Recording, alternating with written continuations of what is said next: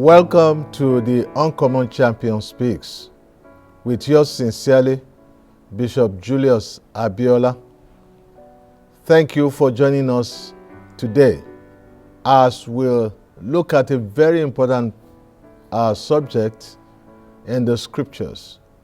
We realize that on so many occasions in the scriptures, reference was made to he that overcometh. And we decided to do a series on this. It will be a 3-part series. The first one will look at the reward of overcomers as laid down in the scriptures. Follow us today as we consider 17 rewards of the overcomers. God bless you. To be an overcomer means to be the one that gives the knockout. It means to be victorious. It means to conquer. To conquer. And the Greek word for overcome is the word nikao, which means to break into pieces, to overcome, to take strength out of something. There are 3 things we need to overcome according to the dictates of the scriptures. The first is the world, the second is the flesh, and the third is the devil. The first is the world, the second is the flesh, the third is the devil. The Bible says that whosoever or whatsoever is born of God. I love the way King James Version puts it. It said, for whatsoever is born of God overcomes the world. Now, I want to take it a little further. It is easier to read it as whosoever, but it is actually written in King James Version, whatsoever is born of God. Can I tell you without missing words and without not being funny at all, that if a goat is born of God, it overcomes the world. Whatsoever is born of God overcomes the world. He said, this is the victory that overcomes the world, even our faith. And we give thanks to God for that. Now we talk about the flesh. The Bible asks us to mortify the flesh. What does it mean to mortify? To mortify, it means to kill, as it were. To kill or to put to death the flesh. We also read from Colossians chapter 3 verses 8 to 10, where the Bible tells us to put off the old man. Put off the old man, and we should put on Christ. Then we need to also deal with sin, because the sin we refuse to deal with will deal with us. But tonight I want us to consider the promises made to the overcomers. Most of those promises are written in the book of Revelation. The revelation of Jesus given in the island of Patmos to John. And from the 2nd chapter, around the 7th verse, the Bible says, to him that overcometh will I give to eat of the tree of life. To him who overcomes will I give to eat of the tree of life, which is in the midst of the paradise of God. When Adam and Eve, when they fell, I hate the tree of the knowledge of good and evil. In the book, in Eden, God sent them out of the garden. God dealt with them, sent them out of the garden, and he put a guard in the garden. A cherubim was placed in the garden to control entrance into the garden and to control people that come in and people that go out, and to make sure that they enter the garden to eat the fruit of the tree of life. But this is the promise here.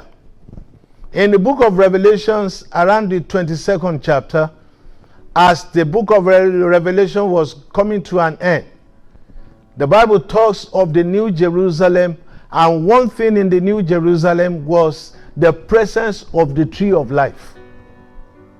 The presence of the tree of life.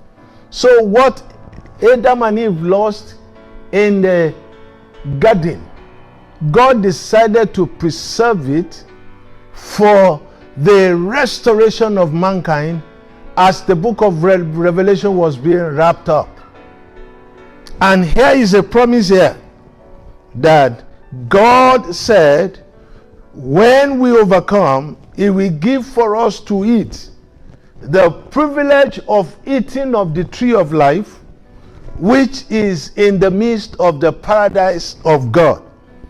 And that literally means God is going to give them access into life everlasting. The tree of life guarantees life everlasting, or everlasting life, as against the lies of the devil, where he told them that God does not want you to be like him. If you eat the fruit of the knowledge of good and evil, probably he read the other side of the book. What God had for them was to live forever, but not in disobedience. The real secret of sin is disobedience. Let's move on. The second promise, or the second benefit for those who overcome. Revelation chapter 2 verse 11. The Bible says, he that overcometh shall not be hurt in the second death. Now, the other day, attending one funeral, I told them and gave them the shocker of their lives. I said, whether we like it or not, if Christ tarries his coming, all of us will partake of what this man has partaken of. But that is not the end of life. There is the first death, which is common to everyone. There is the first death that came upon every man because of sin. But there is the second death that is not reserved for everyone, but is reserved for those who don't have relationship with God. So God guarantees that they that overcome, including you and I, as we fight to finish, as we run our race to the end, I want you to know that there is a promise of not partaking in the second death. And what do we mean by the second death? It means eternal separation with God.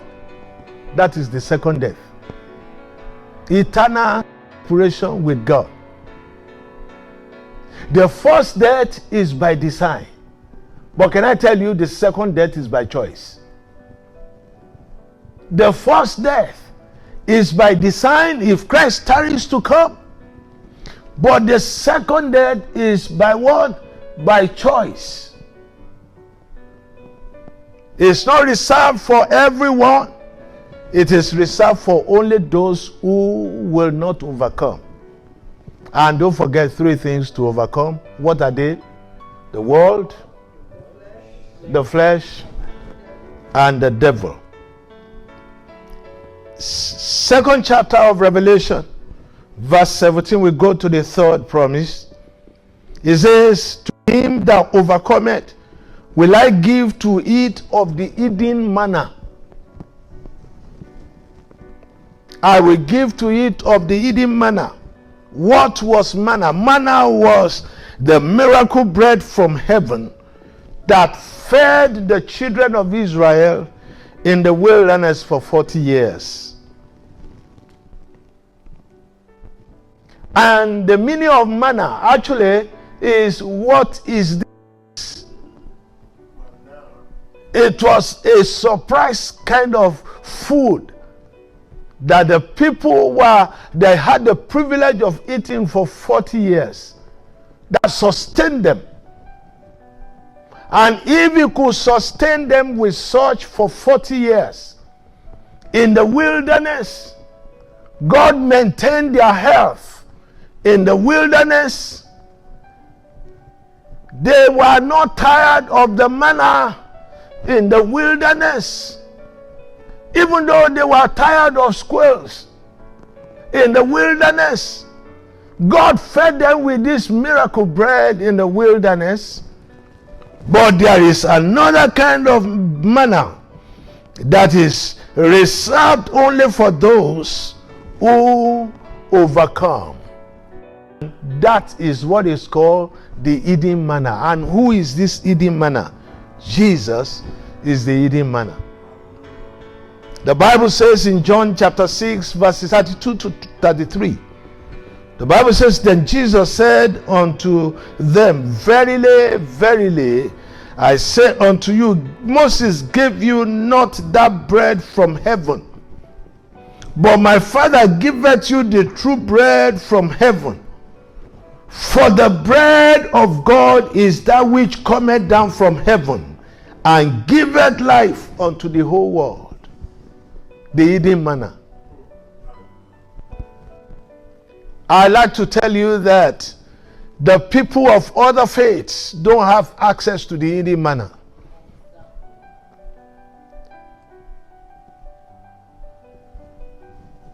Religion doesn't guarantee the hidden manna. What guarantees the hidden manna is relationship. And so we have come to the end of the first part, the part one of the benefits of being an overcomer. Join us next week as we consider another set of benefits of the overcomers. Christ Life Ministry is a place for you. Join us at 1694 Dean Street, and our God will do you good. On Wednesday, we are here at 7:30. On Friday, we are here at 7:30 p.m. And on Sunday, come and have a celebration of your life at Christ Life, 1694 Dean Street, Brooklyn, New York. The home of the uncommon champions is what we are known for. And if I wasn't the pastor of this church, I can assure you, I will still be a member here.